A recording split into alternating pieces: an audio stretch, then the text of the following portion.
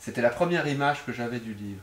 Un cheval, un pur sang, qui vomit dans les soutes d'un Boeing 747 en plein vol. Et je me suis dit, bon, ça c'est une image poétique qui me plaît beaucoup. Et puis, comme toi, j'ai acheté un livre sur les chevaux. Enfin, j'ai commencé à regarder la documentation et j'ai regardé le système digestif du cheval, et tout ça. Et à peine je commence à regarder, les chevaux ne peuvent pas vomir. Mon livre, c'était vraiment dire comment je vais faire avec mon cheval qui vomit. Et au bout d'un moment, je me suis dit, mais c'est pas grave. Dans la réalité, ils peuvent pas vomir. Mais dans mon livre, il peut vomir, mon cheval. Et c'est encore plus fort, parce que du coup, je passe finalement d'un registre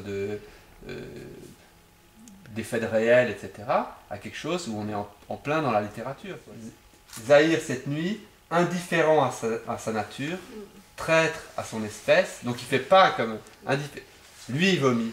Donc ça, je domine la situation. Est-ce que tu avais considéré, en écrivant le livre, ne pas mettre ce passage où tu expliques que normalement les chevaux ne vomissent pas? Tout à fait en droit d'avoir un cheval qui vomit. Oui, ça c'est sûr, mais c'est encore plus fort, je trouve, si j'en ai conscience, et si je le sais, et si je le dis.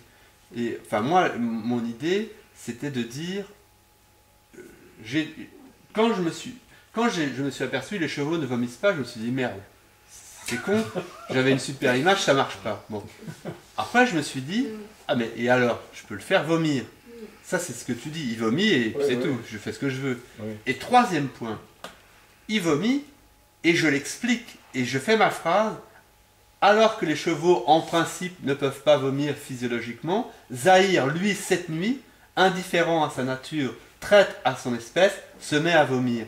Et là, je fais quelque chose en fait qui est une transgression de l'effet de réel que j'essaye de créer. J'essaye avec le plus de détails possible, réaliste, d'être exactement, de faire croire qu'on est dans l'avion, que le cheval est véritablement dans cet avion en vol. Et à un moment, je brise ça et je dis non, on est dans la littérature par cette phrase-là. Et je pense que ça, c'est une chose très près de l'auteur. L'auteur rôde dans toutes ces phrases-là. Alors, il y avait cette tentation, vouée à l'échec, d'aller au-delà de la littérature. Mais on ne peut pas aller au-delà de la littérature. On ne peut pas sortir du livre qu'on est en train d'écrire. Quand j'écris un livre, je ne peux pas sortir de ce livre, sauf si on a recours à la mise en abîme.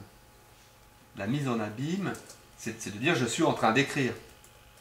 Il y a un petit peu ça, ce que tu disais légèrement, mais justement, j'évite d'être trop, de trop dire je suis là, coucou, je suis l'auteur. On ne peut pas sortir de la littérature, sauf à avoir recours à la mise en abîme. Ce n'est pas, je trouve, une solution satisfaisante,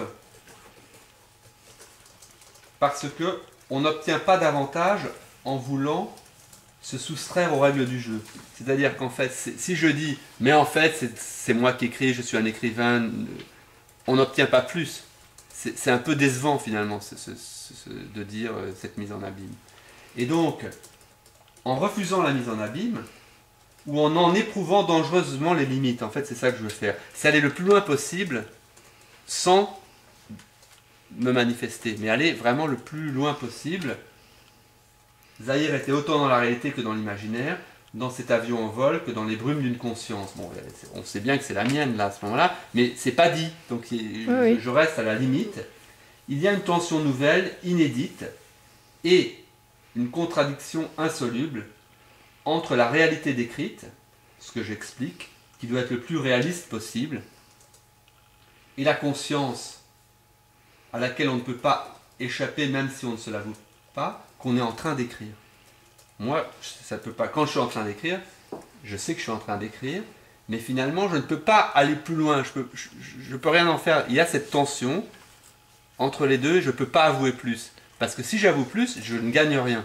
Au contraire, je perds tout presque. Oui. Mais ce qui m'intéresse, c'est d'aller éprouver les limites.